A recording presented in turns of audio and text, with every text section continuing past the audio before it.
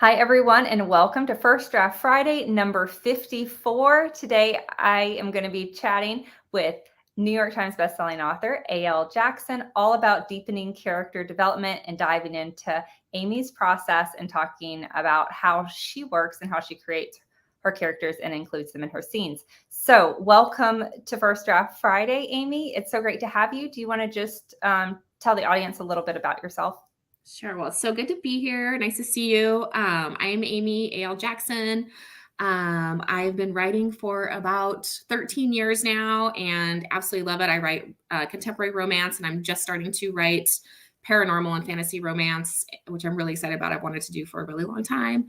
And I live in Arizona with my family and basically just hang out in this office writing all the time. That's about all I do. So And how many books have you written to date? Do you know?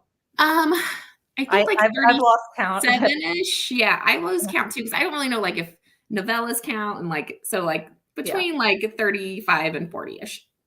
that's fantastic. And we specifically chose this topic, or you specifically chose this topic because you have kind of a set guideline of what you want to include in your characters. So can you talk a little bit about that, and then we can dive into what those items are? Okay. So one of the things that I noticed when I started writing and like getting reviews and all that sort of thing is that people kept saying something particular about my books that they don't often or not don't always feel with other writers. And that was like that they could actually like physically have a visceral reaction to my characters and felt so attached to them that it was just a different experience for the reader. So it was something, it came naturally to me, but I had to like start thinking about it and why that was, and making sure that I continued to have that element in my stories. So it was just something that I kind of developed, that I realized as I'm writing, I want these 5 elements in every scene to draw the reader deeper into my characters. So I basically just have a list that I go through. Okay. I am beyond So excited. This is so unique. So I'm really, yeah. And I love, it's so funny how we do things intuitively. And then when you see something mentioned over and over again, I love that you went back and kind of examined your process. So, so let's jump in. So these are things when you're developing your characters, or when you're putting your characters in a scene and on the page, or a little bit of both? I mean, I think about it when I'm developing the characters, like as I'm plotting, but I'm not a plotter. I'm a pantser. So basically, that happens on the page as I start playing with what the stories are going to be. My process is a little bit wild, you guys. I'm just like kind of all over the place. So it's really something that like as we start learning the characters, as they are, that those first couple scenes, I want to make sure that I go pretty deep into that just to like immediately draw the reader into that character and immediately have them connected so that they're invested right away. And you might cover this as we go, but do you do this just for like your main? So, for those of you who don't know, Amy writes romance, as she mentioned. So, do you do this mainly for just like your male lead and your female lead, or Yeah. all major I mean, characters? I only know because I do write in first person, so we get the in dual perspective. So you get those 2 perspectives. Otherwise, like I think it would be too like you could do it with third person, but I think it would probably become too wordy. I am a little bit wordy, and I think you have to be a little bit extra wordy to make this work. So if you write like that, really, if you're writing just like a plot driven book, this process does not work for you. And how long? Sorry, I promise we're going to get into these 5 No, things. you're good. How long is your books typically? Are your books typically? They are usually between 110 and 120,000 words. All right, perfect. See, me and Chris are on the same wavelength because Chris was asking that. So Wait, he's 100. like 55,000. No, double that. At 110 least. to 120. I love that. Oh my gosh. Okay. All right. I'll let you dive in. Okay, so here are my 5 things. I always have an external physical reaction, an internal physical reaction, sensory reaction related, and emotion. Okay. Of all the times, your sound kind of broke up I think there. And maybe it was just me, but can you repeat it again? External physical reaction. sure. So external physical reaction, internal physical reaction, sensory physical action related, and emotion. Okay. Perfect. Okay. So that came through clearly. So, okay. Okay. So I think I had Give like a dive notification that deeper. popped up. Yeah. Okay. So basically, just to break that down, like I can just like kind of give examples of what that I every single time that I'm in a scene with a character, and whether if it's internal dialogue or there's an actual action scene happening, I try to have the one like I'm weaving those 5 elements into that scene every time. So as that, say that the hero first meets the heroine. I write romance, so of course I'm so driven towards romance, right? So that's the first thing that comes to me. So when he first meets her, like I want to have every single one of those elements woven into that scene continually. So it's not like every single time with every line, but I'm making sure that that's all woven in You're there. constantly And kind of checking into each of those. yes. So there's always like, first of all, there's usually like the internal physical reaction is something that works really well for romance. So you get like, it's something about like your heartbeat or your, a feeling in your stomach or that kind of thing. So you have that internal, and then we have external, which is like whether if that, you know, they feel a rush of chills or some physical reaction to meeting that person. Mhm. And then the emotion behind it, what they're thinking and feeling, and then sensory. I always add in also like whether it's like a scent or a something like that they're drawing from. So like what they're seeing, a scent, a smell, a brush of energy or something like that.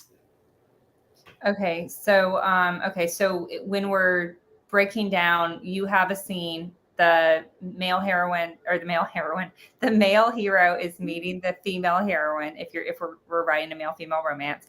And so we're inside the male's head, I guess, in this example.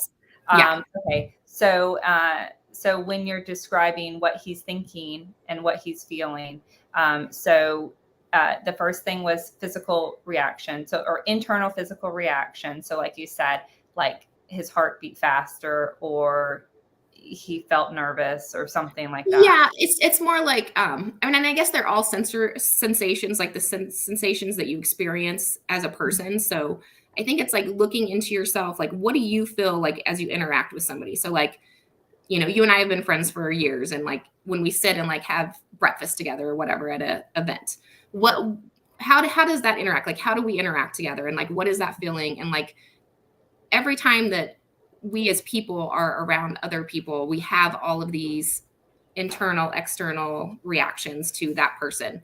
And like with romance and in fiction, I think that you just like heighten that and like dive into each of those things. So I think sometimes it's easy to like skip over some, we have a lot of like the external and the feelings or emotions that we write about. But sometimes I notice when I'm reading other books that those other elements get skipped. And so you kind of don't have that deeper understanding of the character when that you don't pull them all the way in with all those extra elements. And this is a great way to show instead of tell, right? So Right. like Yeah. instead of I was nervous, right? So Right. and okay, and I love, and like you said, you're kind of layering these in as you go. And does this cause you to examine, like when you are interacting with someone, to pay much closer attention to how you feel and things? Definitely. Like I feel like I'm so much more introspective as like time has gone on as a writer with my own self. Like, oh wait, like I actually really like I'd write it for a character and then be like, I'm feeling that and never really recognized it before. So I think so like I have those like 5 things, and it's really simplistic when you break it down, because it is like, what is the character feeling in all these different ways as that you start writing them. And then I ask, so that's just like my basic thing for each scene. And then I have it like broken down for the characters, like their goals, their thoughts, their feelings, their past history. And then so I look at all of those things, plot that out. And it's not really plotted, it's me writing it in like the first few chapters as I'm figuring out like what the characterization is going to be. And then I ask myself all these questions, and then how to take those sensory reactions and implement them into each of those. That makes perfect sense. And someone, Kata said, I hope I pronounced your name right. She's like, I only heard 4 items. So now I'm actually writing this down. I know I've asked you to say this several times, but No so worries. there was external physical reaction, internal physical reaction. And then what were the other 3? Sensory, the physical action, and emotion. All right. So sensory is like smell, taste, Yeah. all one of your 5 senses, touch. Yeah. All right. And then physical, what? Action. Reaction. Sorry, my dog is like fully squeaking a toy in the background. Let me see if I can shut this without them totally crying. It's totally fine if not. It's always chaos in my house at all times. So what's the difference between physical reaction and like external and internal physical reaction?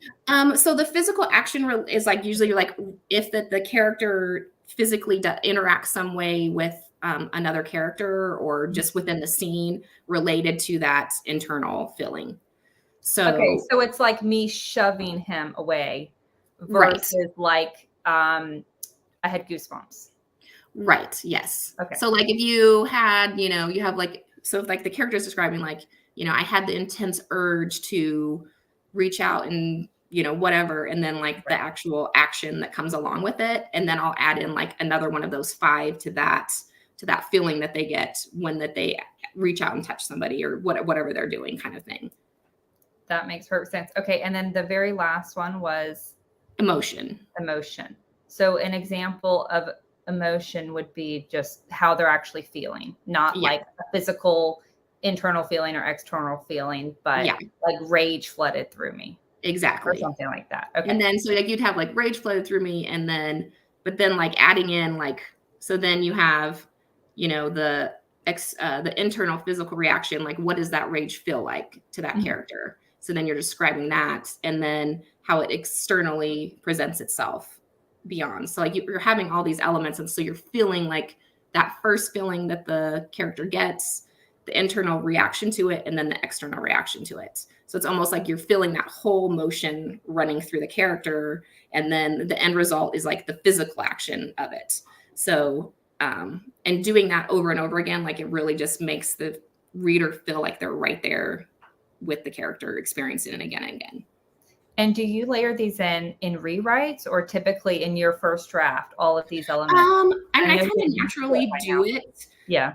So like I said, it was one of those things that, I kept getting people talking about again and again when that, I'd be, on a podcast talking about my books or how, with readers or whatever. And I was like, this is interesting that like, they're pointing it out that it's different. And I'm like, why is it different? So as I was reading books, I started to pay attention to like what other books might have been lacking. And not that it makes a book, lacking or whatever, but you know what I mean? Like, it's a different experience.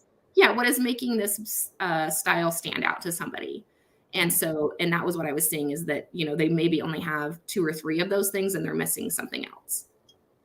Yeah, I love that. So you started to then go into, so these are the 5 elements that you use in every scene. And then when you're looking at your characters as a whole, you started to talk about something and I interrupted. Okay. Well, this is just like kind of generalized things, which, I use, which I think most writers, typically have already done. But like, so I'll just make sure that I have developed, of course, your character's main purpose. Why do they want it? Why are they fighting it? Because usually there's like an element of, obstacles or whatever it might be. The circumstances that threaten it, how the people around them affect it, and then how my character interacts with that person that is affecting it. So like taking those elements and then applying the sensory portions of it kind of creates that really, really well-rounded character. Yeah, I think that makes perfect sense. And so as a result, I know your books are longer, but your scenes are also probably longer, right? Yes. I tend to have 4,000 to 5,000 word chapters. Okay. All right. Yeah, that makes a big difference. We have a question from YouTube. I'm not sure that you'll be able to answer this on the fly, but oops. Well, that wasn't what I intended. That one must have just popped up because I accidentally hit it, but we can answer that question for Belle. Okay. Do you use all 5 elements for every scene or just major scenes? I use them for every scene, but my scenes are longer. So they're going to be in there, throughout, and I'll probably use them multiple times, but I don't use it for every piece of dialogue or every single thing that happens. I'm kind of just making sure that as I'm going, that I'm placing those throughout and weaving them in. So that way each scene, and everybody says, like, one of the things I hear is like, my stories are a visceral experience. And so it is a lot of words adding in there. Like, you're very much in your character's head all the time, even though like it's an active scene. So I make sure to try to like balance that it's not like so bogged down that you're like, so he's not like having, so it's not an info dump of feelings, it's just a little bits of it woven throughout of every single scene. Yeah, because how do you, I guess my concern would be that I'm slowing down the pacing.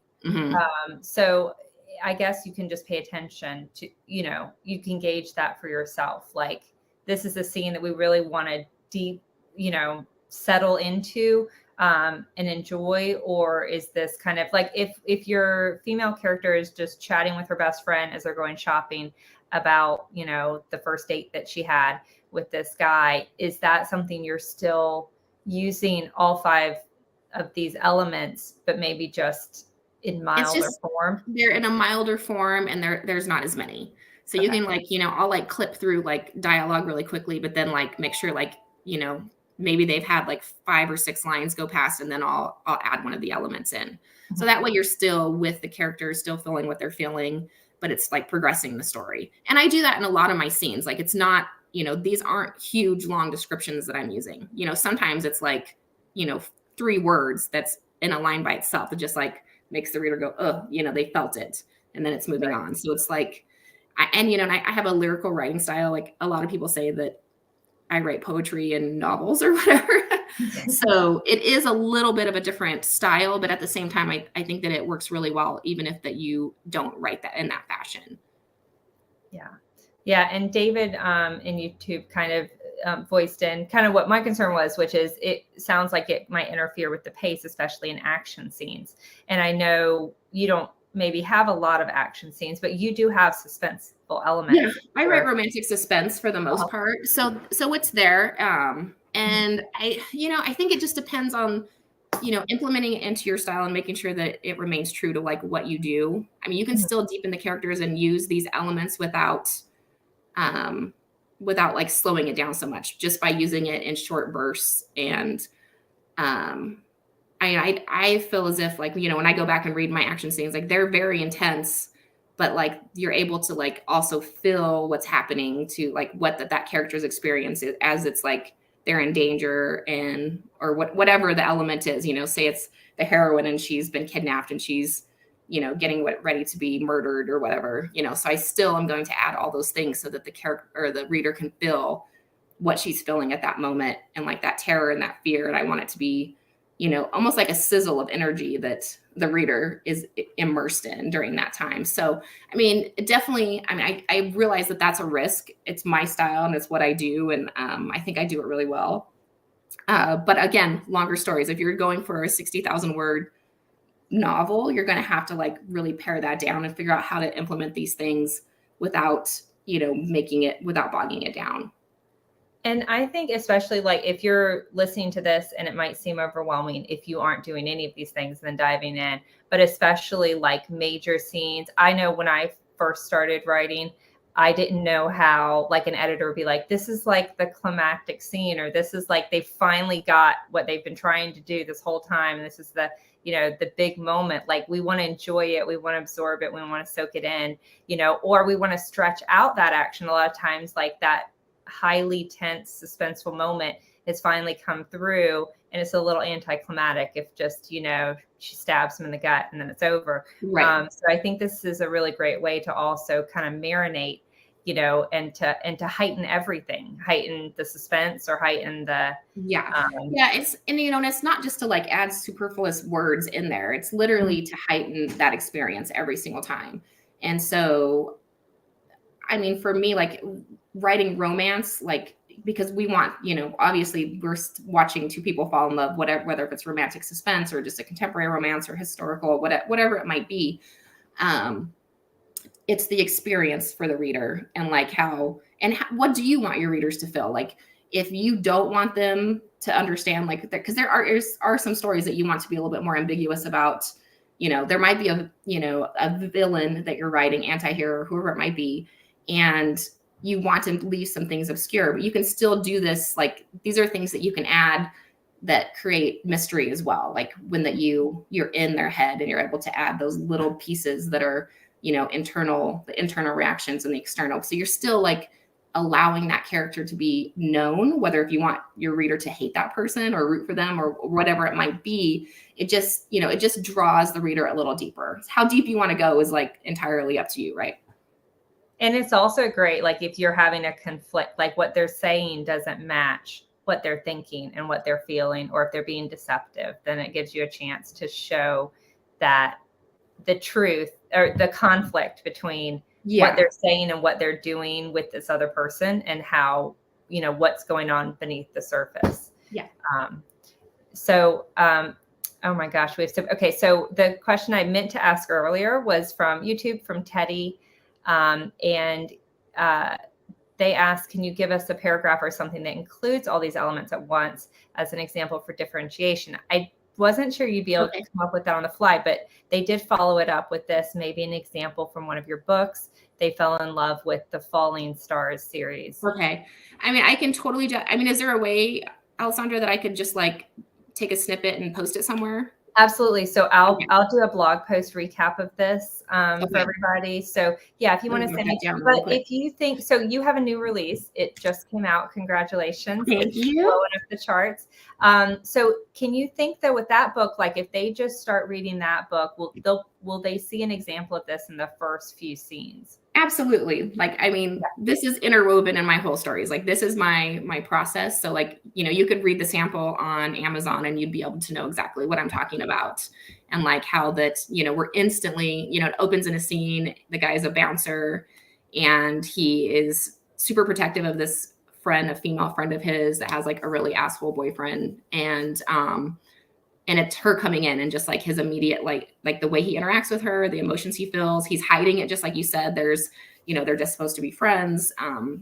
So we get that internal, how he feels about her, how he reacts to her, how his entire being just,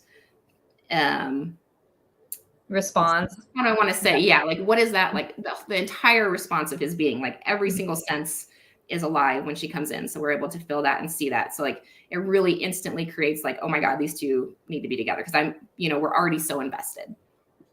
I love that. And do you approach writing from the male point of view different than the female in terms of how you describe their emotions or their internal thought processes? Yeah, definitely. I mean, I try to like, it's just like that character development. Like what is, how does the character react to certain things? How do they feel? And then of course there's like the voice elements, like that's a whole nother thing, like, creating voice for each individual character and what is that going to be like? And then making sure that it, is set apart from previous book characters, male versus female, like all those different elements that go into it. So we have a few questions, and everybody, we have about 7 minutes left. So if you have any questions, we'll try to go through. Is there anything you want to share before we go into questions? No, just sorry, I'm so rambly. I probably made this sound so you're not really easy. You're not rambly at all. It's very, very interesting. So yeah, but please interrupt me if there's something you wanted to be sure to share and didn't. Okay. But I'll jump into some questions. Chris said, are character interviews something you do before sitting down to write? How can they help or hurt the writing process? It's not something that I do, just because I develop my characters as I'm going and build on that. I mean, I think it just like depends on what your process is. I can't see that it would ever negatively affect somebody to be able to do that. I just don't know my characters yet at that point. So to me, I jump into the scenes and start playing with it and then go back and fix things as I go, as I learn the characters. So I do a pretty rough draft. My first draft is really rough. And then I go back and layer in everything that I want to make it all flow. So yeah, I can't imagine that it would ever hurt if a writer is able to see what those characters are going to be like to help develop before you start. I think the only way that could potentially hurt, and I never thought about this until you just said that, was if you don't know your characters very well and you are answering these questions, then I could see potentially you're just kind of making up stuff on the fly to answer the questions. And then you're almost kind of haphazardly building characters. That's true. That might not. And then later you try to force that type of character into this role. So for me, it's better off for me to just jump into first person and start writing and figure out kind of like as I go. I mean, I think as long as you're flexible, if you want to do a character interview and like develop those things, but you're willing to go back once you dived in deeper and you know that character better, if you're willing to go back and fix those elements to make them seem more genuine, then I think that's great. I think it like that really rigid idea that like a character has to be XYZ from beginning to end where you start. I mean, I think that's the danger there. But like Amy said, if you do know your characters, like if they're cemented in your mind, then a character interview could be a great way to just kind of figure out the other things, like who are their family. Yeah, I oftentimes will be halfway through a book and I have no idea. You know what? I literally am adding it in all the time. Like, oh wait, they've got to have a sister. You know, like it's so ridiculous. Talking about your book, Margaret said, "What's the title of the new release?" It's Promise Me Always. Promise Me Always. Okay, perfect. Yeah, and it's blowing up the charts right now if you guys want to check it out. David from YouTube said, do you write on the fly or outline it out? He probably missed the beginning, but just to clarify, you do completely pants? Do you have like a rough idea of what's going to happen? Or I basically pants it, but I've just recently started talking with a development or editor beforehand just to like toss out ideas. So I kind of have a little bit of a better idea where I'm starting, but like I'm very much a pantser, and I often like, start writing and I'll start over just because as I go, I'm like, oh, that's what the story is. So I'm very flexible with, with my writing and just kind of let myself genuinely, let the story develop as it goes. Absolutely. Chris said, are all 5 elements used in every book for success? Can you only use 3 and still pen a book that will sell? I mean, I found this works for me. Like if I were to drop, 2 of these off for my romance books and what my readers expect from me and like the experience they have, I think I would be doing them a disservice, but I can't say that for everybody else. This is just something that I can talk about and say has really worked for me, and something that, leaves my readers saying like, this book touched me and I'm never going to forget it. It was, something that was just so palpable to them. But like, I love thrillers, and there are many of them that don't have all 5 of these elements in there. And it doesn't mean that I don't love those books, So I think it's just like, if you are getting reviews or you're having the sense that like, hey, my characters are not relatable enough, they're not memorable enough, if you're having those issues, and these are the things that you might be missing in your story. I think that's really great feedback. And you had mentioned first person versus third person. And I think even looking at this list, even as third person, well, it's hard. Some of the things might be harder. So if you do have third person, it probably would be easier to skip some of these items. Yeah. And I actually I write flashbacks in third person for all my stories. And so they are much quicker because I want to make my flashbacks feel as if they're more in the distance, and that the reader is not as attached to that moment, like almost like it's like a vague picture. And so I do leave off some of those things in the flashbacks. That's so interesting that you write flashbacks in third person. Is that normal? Like, is that a normal? Absolutely not. No, like the first editor I had, it was like, so funny because, yeah, I was when Penguin, back before it was Random House, I had a traditional deal with them, and that editor was like, you can't do this at the beginning of the story, but by the end she was like, oh my God, I love this, like leave it. So it was just kind of funny. I really like that idea. It's so against the rules, but it really works for me. It just gives a certain vibe that I'm looking for. I write a lot of like my main 1 or 2 characters are first person, and then all of my other characters are third person. I don't write a ton of other characters, but I'll have 2 or 3 other characters in there in third person. And I didn't even know, because I'm not, formally trained. I didn't even know that wasn't a thing, until people would mention it. I read so many of your books. I never noticed that, like picked it out, but I'm going to have to go back and check that out. But yeah, I think like, you aren't formally trained, like, you don't have all those rules. So it like kind of allows you to develop things more, genuinely, even though there are, there's things I learned along the way that I'm like, okay, that's a really bad habit, so let's not do that anymore. But yeah, I think it's kind of freeing. I agree. And we are, we are out of time, but I have 2 questions. Maybe you can try to answer quickly. Okay. Kit said, what are your best tips for creating characters so they interact best or complement each other? Do you have any advice One of the things that I do, which is using these elements, is the physical reaction that you have. I intertwine that like with them visualizing it or like sensing it from the other character. So like if you're in my male point of view and he's like interacting with the heroine, he also like will feel like he'll sense like that she's having, like her own physical reaction kind of thing. So it allows them to like really have that. And obviously I write romance, so this is a little bit different than if you're writing a thriller or something like that. But it really gives like a true tension and connection between those characters, and just makes them feel like, oh man, they are like so drawn to each other. Yeah, I really like that advice. That's fantastic. And then the last question, were you agented or unagented when you sold your first book? Okay.